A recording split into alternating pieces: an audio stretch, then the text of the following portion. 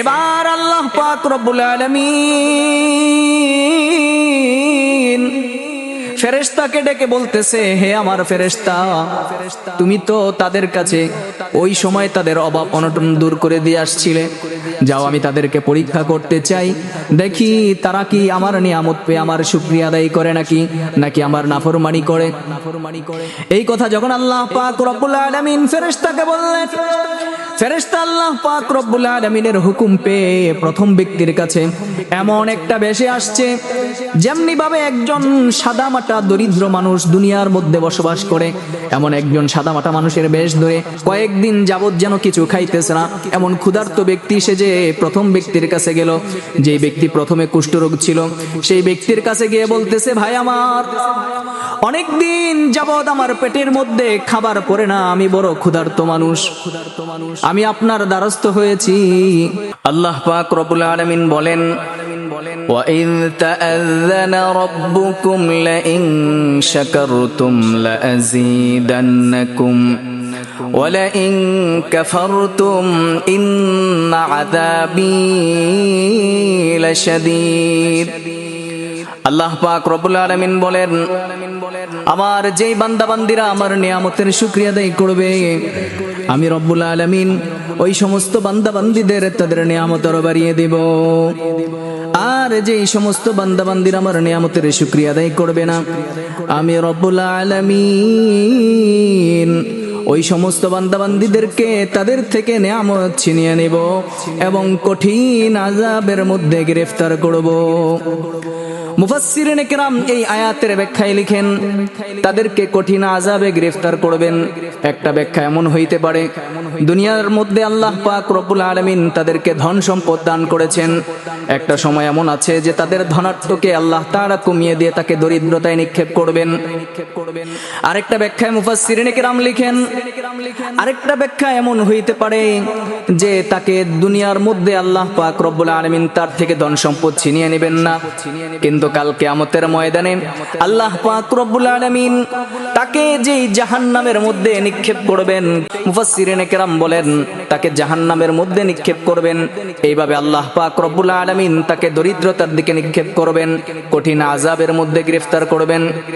রাসূলুল্লাহ সাল্লাল্লাহু আলাইহি ওয়াসাল্লাম হাদিসের মধ্যে বর্ণনা করেন, হযরত আবু হুরায়রা রাদিয়াল্লাহু তাআলা আনহু বর্ণনা করেছেন, সহিহ আল মুসলিমের মধ্যে এই ঘটনাটি বর্ণিত আছে।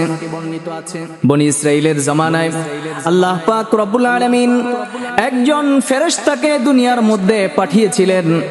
ফেরেশতাকে পাঠিয়েছেন তিনজন ব্যক্তিকে পরীক্ষা করার জন্য। বনি ইসরাইলের জামানায় তিনজন ব্যক্তির তিনটা সমস্যা আছে। প্রথম নাম্বার ব্যক্তি, যার সারা শরীরের মধ্যে কুষ্ঠরোগে জর্জরিত, আর তার শরীর থেকে দুর্গন্ধ বের হয়, মানুষ তার কাছে আসে না, সমাজের মানুষ তাকে দেখতে পারে না, তাকে তাচ্ছিল্য তুচ্ছিল্য করে চলে, এই জন্য সেই সমাজের মধ্যে একেবারেই নিম্ন স্তরের মানুষ। আরেক প্রকার মানুষ আছে যার মাথার মধ্যে চুল গজায় না, জন্ম থেকে তার মাথা হচ্ছে টাকওয়ালা, আর সেই ব্যক্তি চুল না থাকার কারণে সমাজের অন্যান্য ৮-১০ জন মানুষের মতো সে বসবাস করতে পারে না, তাকে মানুষের তুচ্ছ তাচ্ছিল্য করে, সেই সমাজের মধ্যে অপমান বোধ নিয়ে তার জীবন পরিচালিত করে। আরেকজন ব্যক্তি আছে, সেই ব্যক্তি জন্ম থেকে অন্ধ, সে দুনিয়ার আলো বাতাস কিচ্ছু দেখে না, এই স্বচ্ছ সফলা, এই সবুজ শ্যামল পৃথিবী সে দেখতে পায় না, এই জন্য তার মনের মধ্যে দুঃখ কষ্ট, সমাজের কোনো মানুষ তাকে উচ্চ শ্রেণীর মানুষের মধ্যে তাকে গণনা করে না, সেই জন্য তার অন্তর ব্যথিত। আল্লাহ পাক রব্বুল আলামিন একজন ফেরেশতা পাঠালেন তাদেরকে পরীক্ষা করার জন্য, যে তাদের মধ্য থেকে কে সৎকর্মশীল আর কে বদকার। এই জন্য আল্লাহ পাক রব্বুল আলামিন একজন ফেরেশতাকে পাঠালেন। ফেরেশতা এসে প্রথম ব্যক্তিকে বলতেছে, হে ভাই আমার, আপনার কি পৃথিবীর মধ্যে কোনো সমস্যা আছে নাকি? আপনি কি কোনো সমস্যায় জর্জরিত নাকি? তখন সেই কুষ্ঠরোগী ব্যক্তি বলতেছে, ভাই আমার, দুনিয়ার মধ্যে সব থেকে নিরহ মানুষ আমি, আমার থেকে নিরহ মানুষ মনে হয় পৃথিবীর মধ্যে আর কেউ নাই। তখন ফেরেশতা সেই মানুষের বেশে এসে বলতেছে যে ভাই আপনার সমস্যা কি? তখন সে দুঃখে কষ্টে বলতেছে ভাই আমার, আপনি কি আমার দিকে তাকিয়ে দেখেন না? আমার শরীরের মধ্যে কুষ্ঠরোগ, আমার শরীর থেকে দুর্গন্ধ বের হয়, কোনো মানুষ আমার কাছে আসে না, সকল মানুষ আমাকে দূর দূর করে তাড়িয়ে দেয়, কোনো মানুষ আমার সাথে মিশে না। সমাজের সব থেকে নিরহ মানুষ আমি, সমাজের সব থেকে নিকৃষ্ট মানুষ আমি। তখন ফেরেশতা তাকে বলতেছে আপনি কি চান? তখন সেই ব্যক্তি উত্তরে বলতেছে ভাই আমার, আল্লাহ পাক রব্বুল আলামিন যদি আমাকে এই রোগ থেকে নিরাময় করে দেন, আমাকে এই রোগ থেকে যদি মুক্তি দান করেন, তাহলে আমি আল্লাহ তাআলার কাছে শুকরিয়া আদায় করব। তখন ফেরেশতা আল্লাহ পাক রব্বুল আলামিনের হুকুমে ওই কুষ্ঠরোগ ব্যক্তির হাতের মধ্যে, তার শরীরের মধ্যে হাত বুলিয়ে দিলেন। যেই ফেরেশতা তার শরীরের মধ্যে হাত বুলিয়ে দিলেন, হাত বুলিয়ে দেওয়ার সাথে সাথে সেই কুষ্ঠরোগ ব্যক্তি একেবারেই পরিপূর্ণ সুস্থ হয়ে গেল এবং আল্লাহ পাক রব্বুল আলামিনের শুকরিয়া আদায় করলো। ফেরেশতা তাকে বলতেছে ভাই আমার, আপনার কি কোনো কিছু চাওয়া আছে নাকি? আপনার আয় রোজগারের জন্য কোনো কিছুর প্রয়োজন আছে নাকি? তখন সেই ব্যক্তি বলতেছে আল্লাহ পাক রব্বুল আলামিন আমাকে যদি অনুগ্রহ করে একটি ওট দান করেন, তাহলে এটা আমার জন্য বড় উপকার হয়, আমার জন্য ভালো হয়, পরিবার পরিজন চালানোর জন্য আমার খুব উপকার হবে। তখন ফেরেশতা আল্লাহ পাক রব্বুল আলামিনের কাছে দোয়া করলেন। আল্লাহ পাক রব্বুল আলামিনের অনুগ্রহে সেই ব্যক্তির জন্য একটি গর্ভবতী ওট আল্লাহ পাক রব্বুল আলামিন দিয়ে দিলেন।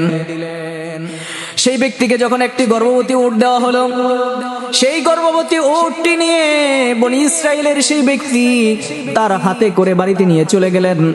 কিছুদিন পরে ফেরেশতা আবার ওই দ্বিতীয় ব্যক্তির কাছে গেলেন, যে ব্যক্তির মাথার মধ্যে চুল গজায় না। সেই ব্যক্তিকে যে বলতেছে ভাই আমার, আপনার কি পৃথিবীর মধ্যে কোনো সমস্যা আছে নাকি? তখন সেই ব্যক্তি বলতেছে ভাই আমার মাথার মধ্যে চুল গজায় না, আমার মাথার টাক, এটা আমার বড় একটা সমস্যা। সকল মানুষের মাথার মধ্যে চুল আছে, একমাত্র আমার মাথার মধ্যে চুল নাই, যার কারণে পৃথিবীর কোনো মানুষ, আমাদের সমাজের কোনো মানুষ তারা আমাকে সম্মান করে না। সমাজের সব থেকে নিরহ মানুষ আমি, সমাজের সব থেকে নিম্ন শ্রেণীর মানুষদের মধ্যে আমাকে গণনা করা হয়। এই জন্য যদি আমার মাথার টাক ভালো হয়ে যায়, তাহলে আমি আল্লাহ পাক রব্বুল আলামিনের কাছে শুকরিয়া আদায় করতাম। তখন ফেরেশতা ওই ব্যক্তির মাথার মধ্যে যেমনি হাত বুলিয়ে দিলেন, হাত বুলিয়ে দেওয়ার সাথে সাথে ওই ব্যক্তির মাথার মধ্যে চুল গজিয়ে গেল। আর সেই ব্যক্তি অন্য সমাজের ৮-১০ জন মানুষের মতো, স্বাভাবিক মানুষের মতো সেও একজন পরিণত হয়ে গেল। এরপরে ফেরেশতা তাকে বলতেছে ভাই আপনার কোন সমস্যা আছে নাকি? সেই ব্যক্তি বলতেছে আল্লাহ পাক রব্বুল আলামিন আমাকে অনুগ্রহ করে যদি একটি গাভীর ব্যবস্থা করে দেন, এটা আমার জন্য বড় উপকার হয়, আমার পরিবার পরিজন নিয়ে তাদের সাথে আমি সুন্দরভাবে চলাফেরা করতে পারতাম। এরপরে ফেরেশতা আল্লাহ পাক রব্বুল আলামিনের কাছে দোয়া করে দিলেন। আল্লাহ পাক রব্বুল আলামিনের দোয়ার অনুগ্রহে তার জন্য গর্ভবতী একটা গাভী আল্লাহ পাক রব্বুল আলামিন দিয়ে দিলেন। যেই তাকে একটি গর্ভবতী গাভী দেওয়া হলো, সে এই গাভী নিয়ে সেখান থেকে রওনা হয়ে গেল তার বাড়ির দিকে। গাভী নিয়ে সে তার বাড়ির দিকে চলে গেল। এবার ফেরেশতা ৩ নাম্বার ব্যক্তির দিকে অগ্রসর হচ্ছে, যেই ব্যক্তি জন্মগতভাবে অন্ধ। সেই ব্যক্তির কাছে গিয়ে বলল ভাই আমার, আপনার কি কোনো সমস্যা আছে নাকি? আপনার কোনো অসুবিধা আছে নাকি?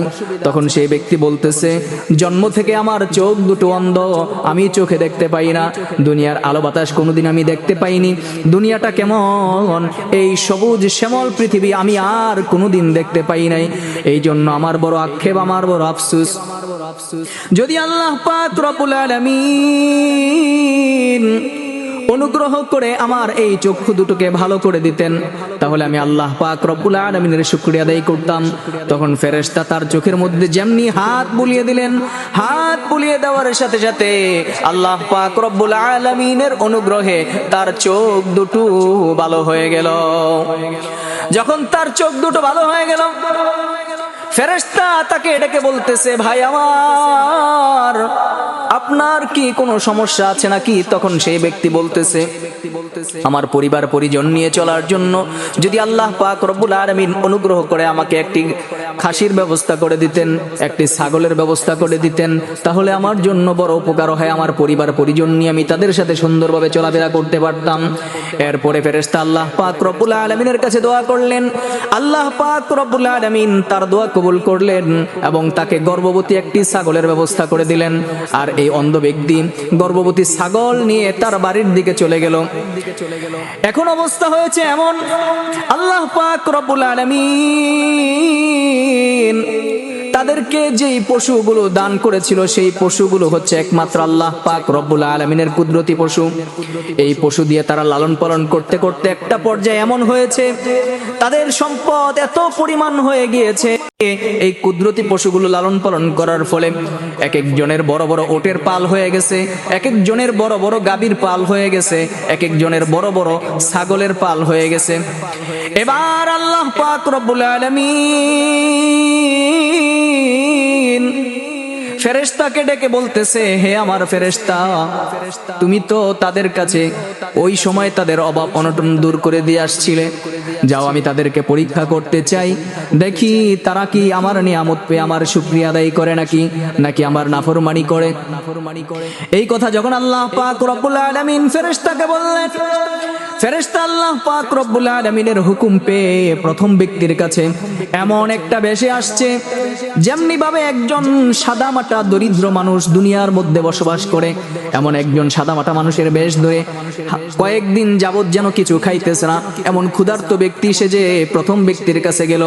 যে ব্যক্তি প্রথমে কুষ্ঠরোগ ছিল সেই ব্যক্তির কাছে গিয়ে বলতেছে, ভাই আমার অনেকদিন যাবত আমার পেটের মধ্যে খাবার পড়ে না, আমি বড় ক্ষুধার্ত মানুষ, আমি আপনার দ্বারস্থ হয়েছি, আপনি আমাকে কিছু দান করেন। আল্লাহ পাক রব্বুল আলামিন আপনাকে এত সম্পদ দান করেছে, সেই সম্পদ থেকে একটা ওট আমাকে দান করেন, আল্লাহ পাক রব্বুল আলামিন বড় খুশি হয়ে যাবে।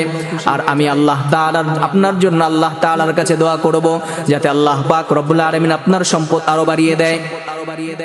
তখন সেই কুষ্ঠরোগ ব্যক্তি বলতেছে, এই যে সম্পদ আমার কাছে তুমি দেখতেছো, এই সম্পদগুলো আমার বাপ দাদা থেকে আমি পিতৃসূত্রে পেয়েছি, ওয়ারিশ সূত্রে এই সম্পদগুলো পেয়েছি, অতএব এখান থেকে তোমাকে কোনো সম্পদ দেওয়া যাবে না। তখন সেই ব্যক্তি বলতেছে, একটা সময় আপনি কি আমার মতো এমন দরিদ্র ছিলেন না? তখন সেই ব্যক্তি বলতেছে যে না, আমি আপনার মতো কোনো দরিদ্র ছিলাম না, আমার পিতৃপুরুষ দাদা পরদাদা সবাই বড় লোক ছিল, সবাই ধনী ছিল, তাদের ওয়ারিশ সূত্রে আমি এই সম্পদ পেয়েছি, অতএব আপনাকে কোনো সম্পদ দেওয়া যাবে না, এখান থেকে একটি ওটও দেওয়া যাবে না। এই বলে সেই দরিদ্র ব্যক্তিকে তাড়িয়ে দিল। দরিদ্র ব্যক্তিকে তাড়িয়ে দেওয়ার পরে দরিদ্র ব্যক্তি বলতেছে, আপনি যদি আগে কোন সময় দরিদ্রের মধ্যে থেকে থাকেন, আপনি যদি আগে কোন সময় সমস্যার মধ্যে জর্জরিত থেকে থাকেন, তাহলে আল্লাহ পাক রব্বুল আলামিন যেন আপনাকে আবার আগের মতো সেই দরিদ্র এবং সমস্যায় জর্জরিত বানিয়ে দেয়। এই বলে ফেরেশতা সেখান থেকে চলে আসলেন। সেখান থেকে চলে আসার পর কয়েকদিন যেতে না যেতেই সেই ব্যক্তির শরীরের মধ্যে আবার কুষ্ঠরোগী দেখা দিয়ে দিল। সেই ব্যক্তির শরীরের মধ্যে আবার কুষ্ঠরোগ দেখা দিয়ে দিল। এক পর্যায়ে এমন হয়ে গেছে সে আবার কুষ্ঠরোগে পুরা শরীরে জর্জরিত হয়ে গেছে। আর তার যে ধন সম্পদ ছিল সেগুলো শেষ হইতে হইতে সে আবার আগের মতো দরিদ্র পরিণত হয়ে গেল। এরপরে ফেরেশতা দ্বিতীয় ব্যক্তির কাছে গেল। সেই ব্যক্তির কাছে একই রকম দরিদ্র এবং ছোট মানুষের মতো বেশ ধরে তার কাছে গিয়েছে, এমন অবস্থায় গিয়েছে যেন তার পেটের মধ্যে ক্ষুধা। সে যায় বলতেছে, ভাই আমার, আমি অনেক দিন যাবত কোনো খাবার ভক্ষণ করতে পারি নাই, আমার খাবার জুটে নাই, আমি আপনার কাছে এসেছি, ভাই আমার দেখেন না আমাকে কিছু খাবার দেওয়া যায় কিনা। আল্লাহ পাক রব্বুল আলামিন আপনাকে তো অনেক সম্পদ দান করেছে, অনেক পশুর মালিক আপনাকে বানিয়েছে, সেখান থেকে একটি পশু আমাকে দান করেন। তখন সেই ব্যক্তি বলতেছে, না তোমাকে এখান থেকে কোনো সম্পদ দেওয়া যাবে না, এখান থেকে কোনো পশু দেওয়া যাবে না। তখন ফেরেশতা উত্তরে বলতেছে, ভাই আমার, আপনি কি একটা সময় আমার মতো এমন দরিদ্র ছিলেন না, আমার মতো এমন ক্ষুধার্ত ছিলেন না? সমাজের মধ্যে সমাজের মানুষ আপনাকে ছোট চোখে দেখতো না? তখন সেই ব্যক্তি বলতেছে যে না, আমার পিতৃপুরুষ সূত্রে, আমি ওয়ারিশ সূত্রে এই সম্পদের মালিক হয়েছি, অতএব এখান থেকে একটা সম্পদের টুকরাও তোমাকে দেওয়া যাবে না। এই কথা বলে সেই দরিদ্র ব্যক্তিকে তাড়িয়ে দিল। দরিদ্র ব্যক্তিকে তাড়িয়ে দেওয়ার পর দরিদ্র ব্যক্তি বলতেছে, যদি আপনি কোনো সময় দরিদ্র থেকে থাকেন, কোনো সময় যদি আপনি আমার মতো এমন অবস্থায় থেকে থাকেন, তাহলে যেন আল্লাহ পাক রব্বুল আলামিন আপনাকে আবার আগের মতো পুনরায় আগের অবস্থায় ফিরিয়ে দেয়। এই কথা বলে ফেরেশতা সেখান থেকে চলে আসলো। সেখান থেকে চলে আসার পর কিছুদিন পরে দেখা যাইতেছে ওই ব্যক্তির অবস্থা এমন হলো, ওই ব্যক্তির মাথায় যেমন টাক ছিল, আস্তে আস্তে তার মাথার চুলগুলো খসে খসে পড়তেছে, আর সে আগের মতো টাক হয়ে গেছে। আর তার যেই ধন সম্পদ ছিল সেগুলো কমতে কমতে একেবারেই সে দরিদ্রের মধ্যে পরিণত হয়ে গেল। এরপরে ফেরেশতা আবার তৃতীয় ব্যক্তির কাছে গিয়ে বলতেছে, একই রকম বেশ ধরে, একেবারেই দরিদ্র মানুষের বেশ ধরে তার কাছে গিয়ে বললেন, ভাই আমার, অনেক দিন যাবত আমি ক্ষুধার্ত, কিছু খাইতে পাই না, আমি আপনার কাছে এসেছি, আপনার দ্বারস্থ হয়েছি, অতএব আপনি আমাকে কিছু মাল সম্পদ দান করেন, আমাকে আপনার পশুপাল থেকে একটা পশু আমাকে দান করেন, আমি সেটা দিয়ে আল্লাহ তাআলার ইবাদত বন্দেগী করব, আমি ভক্ষণ করব, আমার খিদা নিরাময় করব। এই বলে যখন অন্ধ ব্যক্তির কাছে ফেরেশতা গিয়ে বললেন, সেই অন্ধ ব্যক্তি বলতেছে, ভাই আমার, একটা সময় এমন ছিল আমিও আপনার মতো এত হত দরিদ্র ছিলাম, আমার কোনো সম্পদ ছিল না, জন্ম থেকে অন্ধ ছিলাম, চোখ দিয়ে দুনিয়ার আলো বাতাস কিছুই দেখতে পেতাম না, এত সমস্যায় জর্জরিত ছিলাম। আপনি আজকে আমার কাছে যেমন এসেছেন, ওই দিনও আমার কাছে এমন একজন ব্যক্তি আসলো, এসে বলতেছে, আপনার কি কোনো সমস্যা আছে নাকি? তখন আমার বিষয়বস্তু সবকিছু বিস্তারিত আমি বর্ণনা করলাম। বিস্তারিত বর্ণনা করার পরে সেই ব্যক্তি বলতেছে, ও ভাই আমার, এই যে আপনি পশুপালগুলা দেখতেছেন, এই ছাগলের পালগুলা দেখতেছেন, এই সমস্ত ছাগলের পালগুলা হচ্ছে আমার। আপনি এখান থেকে যেই ছাগলটা, যেই পশুটা আপনার নিতে মনে চায়, আপনি সেই পশুটা এখান থেকে নিয়ে যান। এই বলে সেই অন্ধ ব্যক্তি আল্লাহ তাআলার কাছে শুকরিয়া আদায় করলো। তখন ফেরেশতা ডেকে বলতেছে, ভাই আমার, আমি ওই ব্যক্তি, যে ব্যক্তি আপনার কাছে শুরুতে এসেছিলাম, আমি আল্লাহ পাক রব্বুল আলামিনের তৈরিকৃত একজন ফেরেশতা। আমি আপনার কাছে এসেছি আপনার এই মাল সম্পদ নেওয়ার জন্য নয়, আমি আপনার কাছে এসেছি আল্লাহ পাক রব্বুল আলামিনের আদেশে পরীক্ষা করার জন্য। আল্লাহ পাক রব্বুল আলামিন আমাকে দুনিয়ার জমিনে পাঠিয়েছে পরীক্ষা করার জন্য। তিনজন ব্যক্তিকে আল্লাহ পাক রব্বুল আলামিন দরিদ্র থেকে ধনাঢ্য বানিয়েছে, তাদেরকে সম্পদশালী করেছে। তার মধ্যে একজন আপনি, দুইজন পরীক্ষায় ফেল করেছে, আর আপনি পরীক্ষায় উত্তীর্ণ হয়েছেন। আমি আল্লাহ পাক রব্বুল আলামিনের কাছে দোয়া করি, আল্লাহ পাক রব্বুল আলামিন যেন আপনার মাল সম্পদের মধ্যে বরকত দান করে এবং আপনার মাল সম্পদ যেন আরো বাড়িয়ে দেয়। মুহাদ্দিসিনে কেরাম লিখেন, এই হাদিসের ব্যাখ্যায় লেখেন, ওই ব্যক্তির একটা সময় এমন হয়ে গিয়েছিল, সমাজের অন্যান্য বৃত্তবান ধন সম্পদশালী ব্যক্তিদের মধ্যে তার নাম উঠে এসেছে। এই জন্য আমি বলি, ভাইজান আমার ভাইয়েরা, আমার বন্ধুগণ, আমি আপনাদের কাছে আকুল আবেদন এটাই রাখি, আল্লাহ পাক রব্বুল আলামিন আপনাদেরকে যেই মাল সম্পদ দান করেছে, সেই মাল সম্পদের শুকরিয়া আদায় করা। এই কারণে আল্লাহ পাক রব্বুল আলামিন বলেন, লা ইন শাকারতুম লা আযীদান্নাকুম ওয়া লা ইন কাফারতুম ইন্না আযাবী লাশাদীদ। আল্লাহ পাক রব্বুল আলামিনের নিয়ামত পেয়ে যে বান্দাবান্দি শুকরিয়া আদায় করবে, আল্লাহ পাক রব্বুল আলামিন ওই বান্দাবান্দিদের নিয়ামত আরো বাড়িয়ে দিবেন। আর যে বান্দাবান্দি আল্লাহ পাক রব্বুল আলামিনের নিয়ামত পেয়ে শুকরিয়া আদায় করবে না, না শুকরিয়া করবে, আল্লাহ পাক রব্বুল আলামিন তাদের থেকে নিয়ামত ছিনিয়ে নেবেন এবং তাদেরকে কঠিন আযাবের মধ্যে গ্রেফতার করবেন।